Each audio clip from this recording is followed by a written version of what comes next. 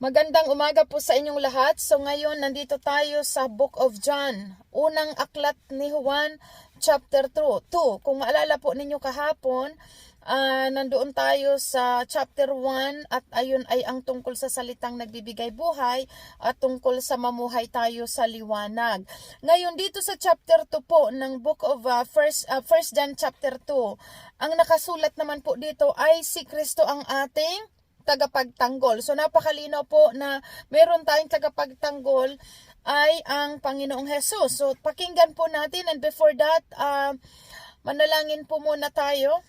At bago po ang lahat, again, hello sa mga taga Maynila, taga Paco, hello po sa inyong lahat, mga taga Nueva Ecija, Labo, Camarines Norte, at Bicol, Salvacion, Tinamba, Camarines Sur, sa amin po mga kamag-anak, kaibigan, kakilala, hello, good morning po sa inyong lahat. So anyway, so dito po, balik tayo dito sa salita ng Diyos, at bago po tayo magsimula ay ano po muna tayo ng ang guidance sa Holy Spirit sa atin pong itong pakikinig. Amen. So let's pray. Kung handa na po kayo, tayo po ay makastart ng maikling panalangin. Hallelujah, Lord, Almighty Father, salamat po Ama sa oras na ito na naandito kami sa unang aklat ni Juan na kung saan tinuturoan niyo po kami araw-araw, Ama, na makilala ka naming tunay at kung gaano ka kadakila sa aming buhay. At tinuturoan mo kami, O Diyos, kung paano kami makasunod sa iyo sa kalooban mo. Dahil ang pagsunod namin sa kalooban mo, doon po kami mapapabuti at doon namin mararanasan ang katapatan mo sa aming buhay. Maraming salamat po, O Diyos. Pinasasalamatan namin ang iyong banal na Espiritu na siyang magbubukas ng bawat kaisipan, ng bawat isang nakikinig sa aming lahat dito. Kaya ikaw po ang maitaas, ikaw po ang papurihan, at ang lahat ng dalangin namin at pasasalamat sa iyo ay sa ngalan ng aming Panginoong Heso Kristo. Amen. Amen. So si Kristo ang ating tagapagtanggol. Anyway, kung sino po sa inyo ang wala pang mga Biblia nga, humingi po kayo at may libre po kaming ipinamimigay. Amen. So kasi napakaganda po na sa bawat binabasa namin, nakikita nyo rin po ito at nababasa nyo rin. So okay, verse 1. Sabi po dito, mga anak, isinusulat ko ito sa inyo upang huwag kayong magkasala. Naalala po ninyo kahapon yung binasa doon sa chapter 1, walang sino mang matuwid, walang sino man ang hindi nagkasala, lahat ay nagkasala. Subalit kapag ipinahayag daw natin ng ating bibig na tayo nagkasala, tayo patatawarin niya, which is yun yung ginawa natin nung pasimulang nakilala natin ang Panginoong Hesus, yung time nung inaccept natin si Christ. Kaya dito pagdating sa chapter 2, dito po isinulat, mga anak, isinusulat ko to sa inyo upang huwag kayong magkasala. Ibig sabihin po, itong banal na aklat na ito, isinulat ito para sundan natin ang instruksyon ng Diyos kung paano tayo mamuhay. Kasi habang sinusunod natin po ang bawat sinasabi ng Ama sa pamamagitan ng salitang ito, totoo pong malalayo tayo sa pagkakasala. Nagkakasala po ang tao kapag sinusuway niya ang salita ng Diyos. Pero kung sa bawat sinasabi dito ay sinusunod, ito po ang maglalayo sa atin sa kasalanan. Kaya tinuturoan tayong manatili tayo sa kanyang salita dahil nai-instructionan tayo ng kung paano mamuhay ng nakalulugod sa Diyos. So ito nga po, sabi dito, ngunit kung magkasala ang sinuman, may tagapagtanggol tayo sa Ama, si Jesucristo ang matuwid. Si Kristo ang handog na ipagpapatawad ng mga kasalanan. Hindi lamang ang ating mga kasalanan, kundi maging mga kasalanan ng lahat ng tao. Kasi napakalinaw po, si Kristo, ang ating Panginoong Hesus, ay namatay para sa lahat ng tao na nilalang, na sino man ang tumanggap sa Kanya ay magkaroon ng buhay na walang hanggan. Wala pong pinipili ang Diyos, pero ang kailangan lamang sa tao ay tanggapin si Kristo sa kanyang puso bilang Panginoon tagapagligtas. Although alam natin lahat ng bagay dito sa mundo ay created by God, lahat ng tao is created by God, pero hindi lahat ay inaring anak ng Diyos. Sino lamang yung mga anak ng Diyos? Yung tinanggap ang Panginoong Hesus sa kanilang buhay bilang Panginoon at tagapagligtas. Kaya nga po ang salvation is available sa lahat. Pero yun lamang pong tatanggap sa Kanya bilang Panginoon at tagapagligtas. So klarado po ito, ang kaligtasan Ang kapatawaran ay para sa lahat ng tao, pero dapat humingi ng tawad ang tao sa Diyos at tanggapin siya bilang Panginoon at tagapagligtas. Verse 3, nakakatiyak tayong nakikilala natin ang Diyos kung sinusunod natin ang kanyang mga utos. Malinaw po, nakakatiyak, assurance, tayong nakikilala natin ang Diyos kung sinusunod natin ang kanyang utos. Ngayon, paano nga susunod ang tao kung hindi nga nagbabasa ng salita ng Diyos? Ano? Kaya ito pinapaunawa sa atin po, kailangan natin basahin ang salita ng Diyos dahil dito natin naiintindihan ano ang instruction, paano tayo sumunod. Amen? Kaya dito po nasabi dito, nakatitiyak, tayong nakikilala natin ang Diyos kung sinusunod natin ang kanyang mga utos. Ang nagsasabing nakikilala ko siya ngunit hindi naman sumusunod sa kanyang utos ay sinungaling. So malinaw po, ang Biblia ang nagsasabi nito. Ang nagsasabing nakikilala niya ang Diyos ngunit hindi sumusunod sa kanyang mga utos ay sinungaling. At wala sa kanya ang katotohanan. Ngunit ang tumutupad sa salita ng Diyos ay umiibig ng wagas sa Diyos. Kaya nga po dito sinasabi ng Panginoon, hindi lahat ng tumatawag sa akin ay Panginoon, Panginoon ay maliligtas, kundi yun lamang sumusunod sa kanyang utos. At papaano ang sukatan ng Diyos sa atin upang malaman ng Diyos na tayo nagmamahal sa Kanya? Sa pamamagitan po ng pagsunod natin sa kanyang utos. Dahil malinaw ang totoong nagmamahal sa Diyos ay sumusunod sa kanyang utos. At ang lahat ng kabuuan po ng salitang ito po ay instruction sa ating buhay. Kaya nga po kung tayo susunod, wag lang natin pipiliin kung ano ang gusto nating sundin. Yung mga kaya-kaya lang natin sundin, pero yung mga bagay na pinapaiwan sa atin ng Diyos sa sanlibutan, mga gawa ng laman, kung ang tao hindi yun iniiwan, malino po ayon sa salita ng Diyos, hindi siya sumusunod at siya ay sinungaling. Dahil napakalino po, ngunit kung ngunit ang tumutupad sa salita ng Diyos ay umiibig ng wagas sa Diyos, yung tumutupad.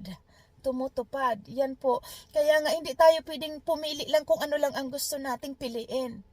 Lahat ng nakasulat ng Diyos dapat natin pong sundin ayon sa kanyang salita. Dapat sundin, hindi lang yung kung anong gusto mong verse yun lang ang sundin mo. And then yung ibang verses, hindi mo susundin kasi ayaw mo, kasi tinutumbok ang gawa mo. Ayaw mong iwanan yung makalaman, ayaw mong iwanan yung pansarili mong kagustuhan. Kaya pinipili lang, ang iba pumipili lang po, at ang iba naman ayaw magbasa ng salita ng Diyos kasi natutumbok ang kanilang masasamang gawa. Amen? So ito po pinapaunawa sa atin, hindi pwedeng pipili lang tayo dito. Dahil napakalinaw, kung nakikilala natin ang Diyos, kailangan sinusunod natin ang lahat. Hindi dapat yung optional, hindi lang pipili lang tayo ng gusto nating salita. Lahat nakamand ng Diyos po. Doon doon tayo nasusuri ng Diyos kung talagang sumusunod tayo sa kanyang mga utos. Amen? At ito nga po sa verse 5, ngunit ang tumutupad ng mga salita ng Diyos ay umiibig ng wagas. Sa ganito, nalalaman natin tayo'y talagang nasa Kanya kung sinusunod po natin ang Kanyang utos. At totoo po hindi lahat ng nagsasabing Panginoon, Panginoon ay sumusunod sa Diyos. Kundi doon, nasusuri ng Diyos kung talaga pong umiibig tayo sa Kanya ay ang pagsunod natin sa Kanyang mga instruction. Papaano kayo mamuhay? Ano ang karakter ng Kristiyano? Nandito po lahat. Papaano kayo manalita, gumalaw, kumilos, lahat po yan na andito sa Word of God. Kaya nga, ito po sabi ko, tinuturuan tayong basahin natin ito. Kaya lang, minsan masakit po talaga ang salita ng Diyos, kaya hindi lahat gusto nagbabasa nito. Kasi natutumbok ang kanilang mga masamang gawa at umiiwas sila doon. Kaya pinipili na lamang nila kung ano ang gusto nilang pakinggan, which is yun din ang nakasulat sa salita ng Diyos sa Timoteo po, sa chapter 4, na may mga tao pagdating ng panahon, pipiliin na lang nila yung kung gusto nilang mapakinggan. Kapag ang pinipreach or binabasa ay patungkol sa kasalanang ginagawa nila at natutumbok ang kanilang kasalanan, doon po sila ayaw nila itong pakinggan. Ayaw nila, umiiwas sila sa ganitong bagay dahil masakit kapag natumbok ang katotohanan.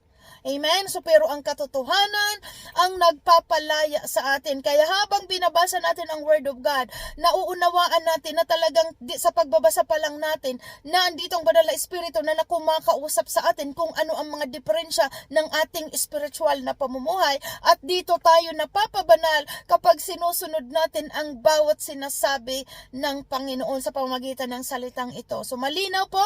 So diretso tayo. Verse 7, ang bagong utos.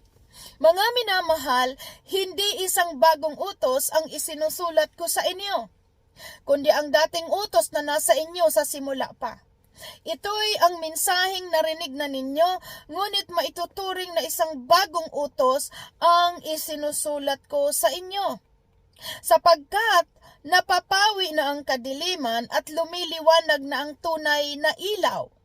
Ang katotohanan ito ay nasaksihan sa buhay ni Kristo at nakita rin naman sa atin. Amen. Yung liwanag. Kasi nga, dati, malinaw po ang buhay natin talaga naman. Makasanlibutan. Pero tayo mismo, nakikita rin natin ito habang sumusunod tayo sa instruksyon ng salitang ito. Totoo pong napapalaya tayo sa mga gawa ng kasamaan ng sanlibutang itong makalaman. Amen. So tulad ng sabi dito, ang katotohanan ito'y nasaksihan sa buhay ni Kristo at nakikita rin naman sa atin dahil may pagbabago po, nababago. Amen? So iyan po ang patunay na ang totoong sumusunod sa Diyos nababago. Nagkasala pero hindi nagpatuloy sa pagkakasala. Yun po ang ilaw na nagpapatunay dito. So ngayon ang sabi sa 9, ang nagsasabing siya'y nasa liwanag, ngunit napupot ang kanyang kapatid ay nasa kadiliman pa. Ang umiibig sa kanyang kapatid ay nanatili sa liwanag at hindi siya magiging sanhi ng pagkakasala ng iba. So ito po yung pinapaunawa sa atin. Second command ng Lord na mahalin natin ang ating kapwa.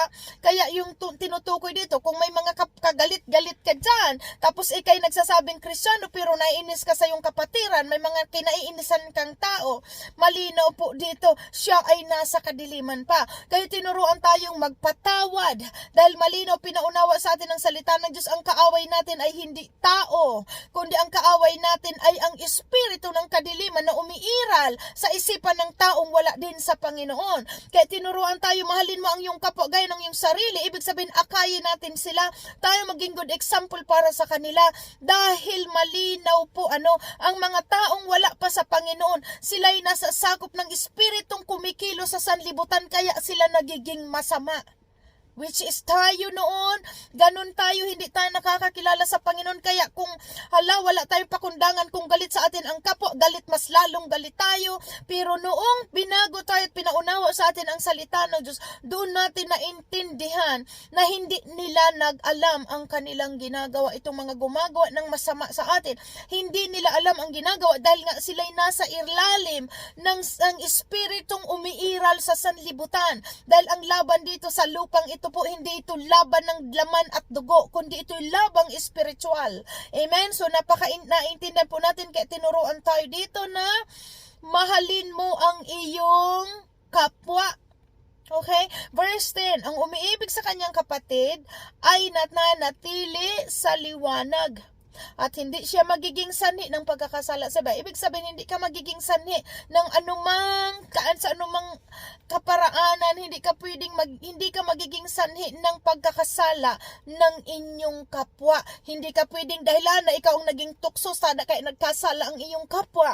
Hindi ka pwedeng dahilan na dagalit ang iyong kapwa dahil sa iyong mga attitude. So napakalinaw po ito, kailangan pailalim tayo sa espiritu ng Diyos na tinuturo sa atin kasi kapag nasa ilalim tayo ng Espiritu ng Diyos, na andoon lumalabas sa ating panlabas na ang fruits of the Holy Spirit. At number 1 na po doon ay makikita natin yung pag-ibig at yung self-control. Amen? Isa yun sa mga tinanggap natin, na tinanggap natin mula sa Diyos ay hindi kahinaan ng loob, kundi kapangyarihan, pag-ibig at pagpipigil sa sarili.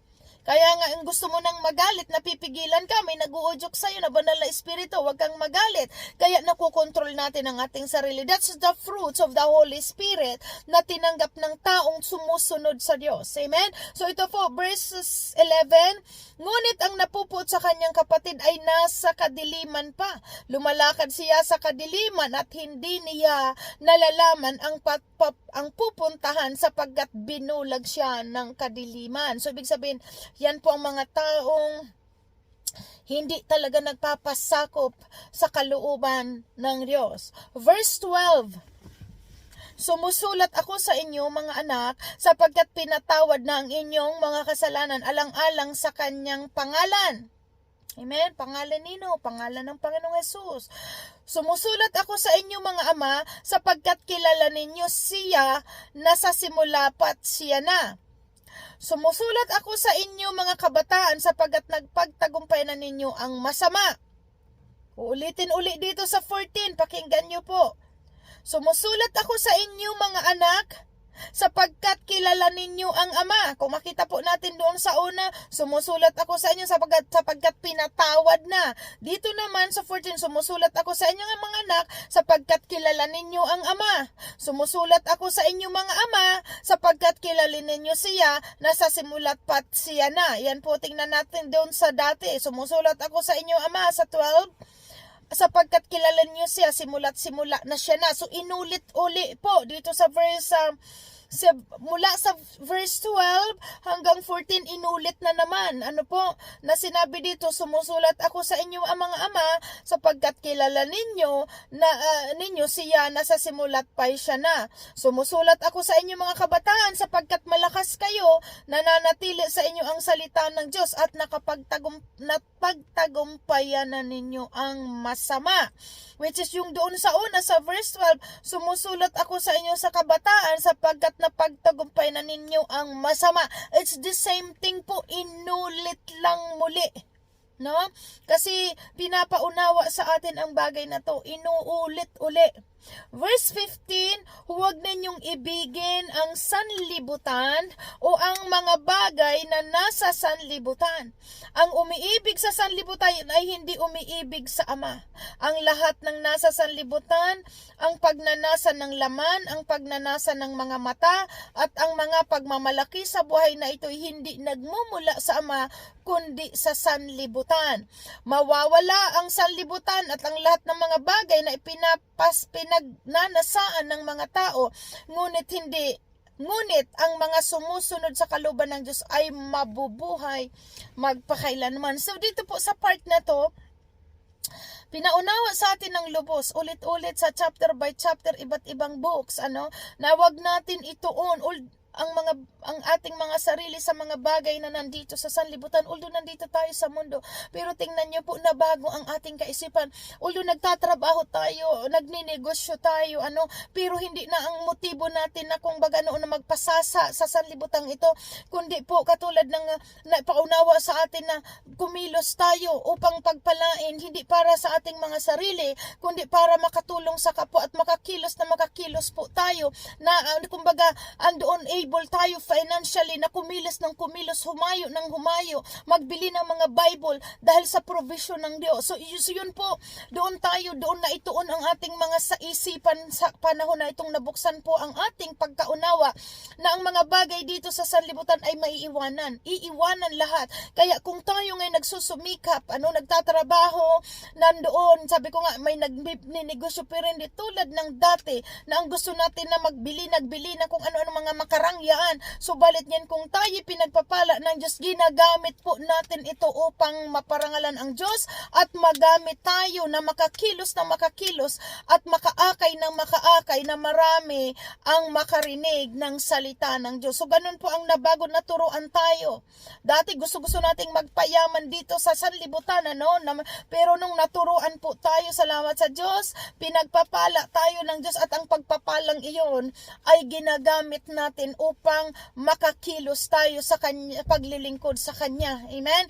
So kaya ambilin po sa atin dito na alisin natin po yung mga pagnanasa ng laman. Ibig sabihin, ang lahat kasi sa verse 16, Ang sabi dito, actually, verse 15, huwag daw nating ibigin ang sanlibutan.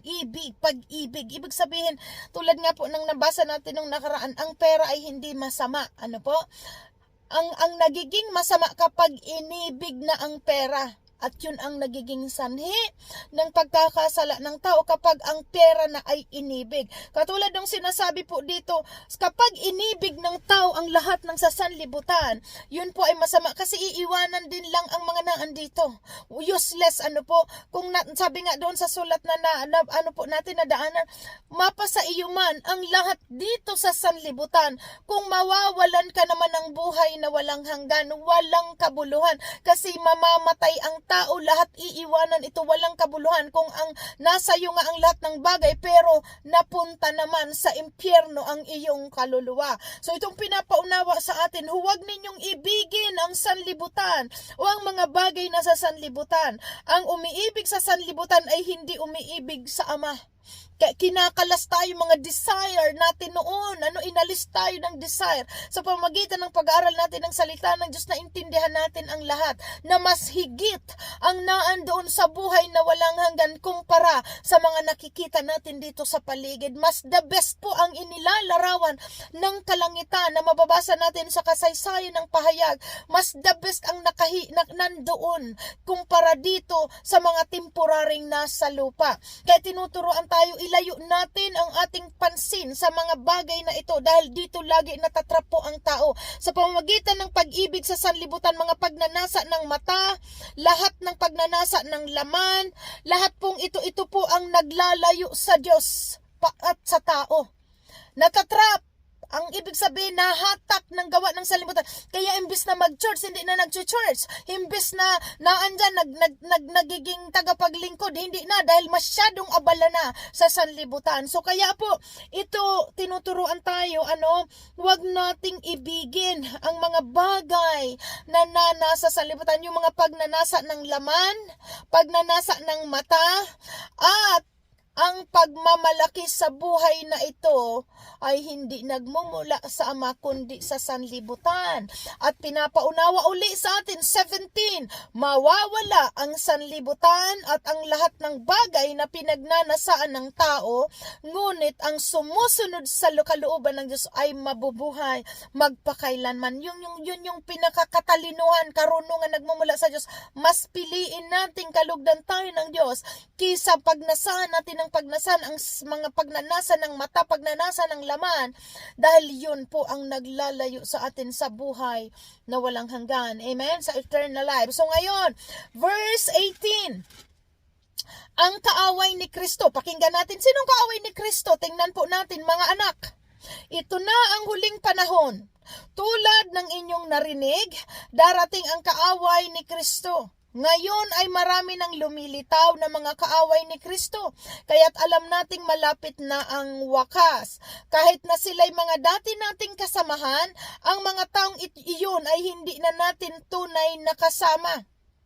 Ang mga taong iyon ay hindi natin tunay na kasama. Sapagkat kung sila'y tunay na sa atin, nananatili silang kasama natin. Ngunit umalis sila upang maging maliwanag na silang lahat ay hindi tunay na kasama natin. Verse 20, ngunit ipinagkaloob na sa inyo ang Espiritu Santo at dahil dito alam ninyo ang buong katotohanan. Sumusulat ako sa inyo hindi dahil sa hindi ninyo alam ang katotohanan, kundi dahil alam ninyo ito at alam din ninyong walang kasinungalingang nagmumula sa katotohanan. Yes, totoo po. Sa ating nagbabasa, alam natin na katotohanan lahat ang sinasabi ng salita ng Diyos. Hindi ito pwedeng bawasan, hindi ito pwedeng dagdagan dahil complete ang Word of God. Walang bawas, walang kulang, perfect po ang pagkakagawa nito. Kaya kung anong sinasabi ditong instruction ng Diyos, yun ang sundin natin. Huwag nating babawasan, huwag nating dadagdagan. Tumpak ang pagsunod dapat natin sa sinasabi dito na instruction. Amen? Dahil this is the truth. Ibig sabihin kasi kapag totoo, wala nang kulang dyan. Ang katotohanan, hindi mo na pwedeng dagdagan kasi na yan yung complete truth. Katotohanan. Verse 22, sino nga ba ang sinungaling? Hindi ba't siya na nagsasabing si Jesus ay hindi Kristo? Yan po yung mga nalalaman natin na mga grupo ng mga religious group na si Kristo daw ay tao lamang, na hindi siya anak ng Diyos, siya ay propeta lamang. Malinaw po sa chapter 1, ipinaunawa sa atin, yes, ang Panginoong Hesus naging 100% human nung lumalakad dito sa lupa. Pero siya ay anak ng Diyos at siya ay Diyos dahil siya ay salita. Kaya nga lang pinaunawa sa atin nung siya ay lumalakad dito sa lupa, siya 100% human na pinaliwanag ko po kahapon upang i-demonstrate sa atin kung papaano ang sumunod sa Ama. Kaya nga itinuring siyang pinakapanganay sa lahat upang gayahin natin ang Panginoong Hesus kung papaano siya sumusunod sa Ama habang dito siya lumalakad sa lupa. Kaya nagkatawang taong Panginoong Hesus, pero po siya ay ang salita ng Diyos. Napakalinaw sa ating mga pag-aaral sa Genesis 1, sa John 1, pinaliwanag John 1 verse 26, lahat po pinaliunawa sa atin na siya ang salita ng Diyos na nagkatawang tao. Ngayon, hindi siya po lang tao na propeta, na Diyos siya, hinubad niya ang pagiging makadiyos upang dito bumaba siya sa lupa upang ialay niya ang kanyang buhay para sa ikakapatawad ng ating mga kasalanan. So ito po malinaw dito sa verse 22. Ang nagsasabi na si Jesus ay hindi Kristo ay sinungaling at kaaway ng Diyos. Amen? So ito po, kaya kung may maririnig tayo na mga ganong aral na tulad ng tinuro sa atin, mag-ingat kayo para hindi kayo mailigaw. Ang sabi dito, sino nga ba ang sinungaling? Hindi ba siya na nagsasabing si Jesus ang Kristo? Ay hindi Kristo? Amen? Ulitin ko po, sino nga ba ang sinungaling? Hindi ba't siya na nagsasabing si Jesus ay hindi Kristo? Yung nagsasabing ang Panginoong Hesus ay hindi Kristo, sila daw po ang mga sinungaling. Ang nagsasabi nito ay kaaway ni Kristo. Ayan, malinaw. Sino mang nagsasabi na si Jesus ay hindi Diyos, si Kristo ay propeta, si Kristo ay ganito, si Jesus ay hindi siya Kristo, ay isa pong sinungaling at kaaway ng Diyos. So mayroon po tayong alam, napakalaking grupo na ganyan. Si Kristo sa kanila ay hindi Diyos. Si Jesus ay hindi Kristo. Pero napakalinaw po dito, sila ay kaaway ng Diyos. Amen? So malinaw po. At sabi dito, hindi nila pinaniniwalaan ang Ama at ang Anak. Ang hindi kumikilala sa Anak ay hindi rin kumikilala sa Ama. Dahil malinaw po, sabi dito, ang kumikilala sa Anak ay kumikilala rin sa Ama. Kasi sinabi ito ng kasulatan, ang Ama at ang Anak ay iisa. Hindi pwedeng dumirekta ang tao sa Ama dahil walang makakalapit sa Ama dahil ang Ama ay banal. Kailangan tayong dumaan sa Panginoong Hesus dahil siya ang kabanalan natin. And Jesus is the Word of God. Kaya tayo pinapanatili sa salitang ito dahil dito tayo tinuturuan. Dito tayo napapabanal sa pamamagitan ng salitang ito. Amen? So malinaw po, naintindihan natin ang sino mang nagsasabing si Jesus ay hindi Kristo ay kaaway ni Kristo. So ayan, kasi kaya nga po yung grupo na yan, bawal sa kanila ang magbasa ng Bible. Ang pinapabasa lang yung ministro. Kasi namamanipulate nila ang kanilang miyembro. Kasi once na ang miyembro nagbasa ng Biblia, mabubuksan ang kanilang kaunawaan na ang Panginoong Hesus ay anak ng Ama at ang Ama at ang Anak ay iisa. Amen? So malinaw po. So ngayon, 24, pakaingatan na ninyo ang inyong puso. Ang narinig ninyo sa simula pa, kung gagawin ninyo ito, mananatili kayo sa Anak at sa Ama. At ito naman ang ipinangako sa atin ni Kristo, ang buhay na walang hanggan. Isinusulat ko ito sa inyo upang bigyan kayo ng babala laban sa mga taong nagnanais na iligaw kayo. Gayunpaman ang espiritong ipinagkaloob ni Kristo sa inyo. Gayunpaman ang espiritu'y ipinagkaloob na ni Kristo sa inyo. At habang ang espiritu'y nananatili sa inyo, hindi hindi ninyo kailangang turuan pa kayo ng iba. Yan po yung tinuturo dito, na kapag sa atin, nasa atin ang Espiritu ng Diyos, kasi ang Espiritu ng Diyos ang nagtuturo. Siya ang nagkukonvict sa atin kung ano ang tama at mali. Siya ang nagbibigay ng karunungan sa atin, higit sa lahat na maunawaan natin ang salita. Kaya nga sa mga tumanggap sa Panginoong Hesus, napakalinaw po ito, kasama ang banal na Espiritu, habang ang Espiritu ay nananatili sa inyo, hindi ninyo kailangang turuan pa kayo ng iba. Ibig sabihin, sa pagbabasa pa lang natin, yung wisdom natin na nauunawaan natin ang kalooban ng Diyos, dahil ang Espiritu ng Diyos mismo ang nagtuturo sa atin, binigyan tayong kaunawaan na maunawaan ang mali at tama. Amen? So yun yung udyok ng Espiritu ng Diyos sa ating budhi, na kapag may nag-aamba ng mga temptation, mga kasalanan, may automatic nagre-remind sa atin, huwag nating gawin. Yan po ang trabaho ng Espiritu ng Diyos, nagpapaalala sa atin at nagtuturo kung ano ang mabuti at nakakalugod sa Ama.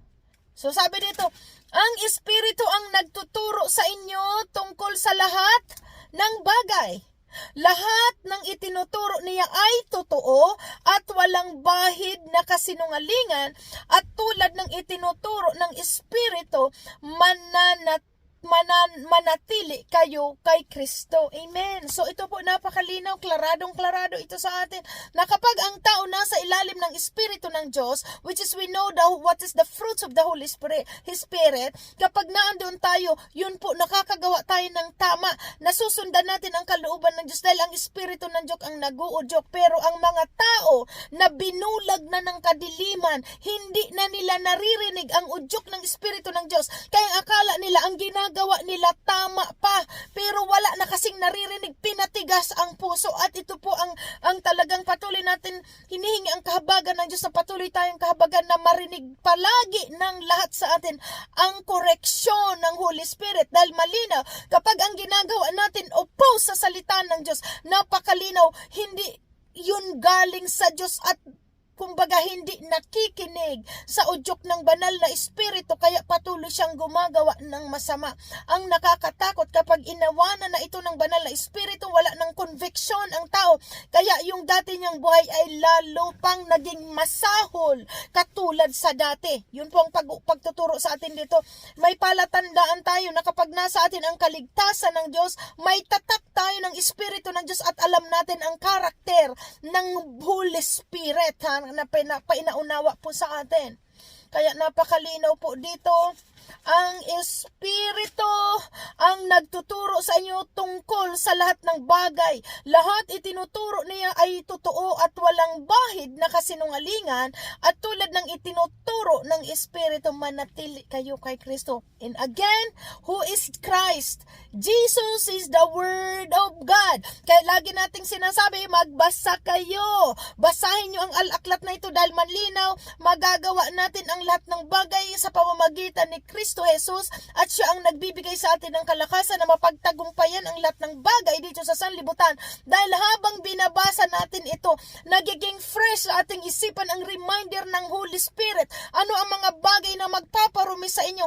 Ano ang mga bagay na gawa ng laman? Ano ang mga bagay na gawa ng sanlibutan? Ito ang gawin nyo, manatili kayo sa akin, dahil ang salita ng Diyos ang nagaging tagapagsanggalang natin sa mga nagliliyab na palaso ng demonyo. Sumalinaw po, kaya manatili sa Word of God. Manatili sa Word of God. At ang demonyo naman po, malinaw, ayaw niyang nagbabasa ang Kristiyano ng salita ng Diyos.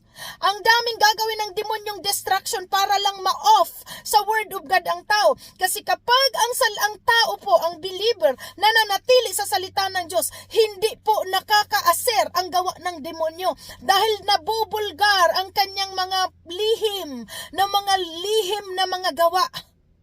Kaya ang iba ayaw magbasa ng Word of God, dahil yan ang gusto ng demonyo po. Huwag kayong magbasa, kasi kapag nagbasa kayo, naiintindihan nyo ang kalooban ng Diyos, at makakasunod kayo sa Diyos. Kaya ino-off lagi ni Satan ang mga atensyon, yung maalis ang focus ng tao sa Biblia, dahil doon po siya nakakaatake. Napakalinaw. Apart from God, we cannot do nothing. Kaya pinapaunawa sa atin, manatili kayo sa akin at mananatili ako sa inyo. Yan po ang sinasabi ng salita ng Panginoon. Manatili kayo sa akin. Manatili tayo sa kanyang mga salita.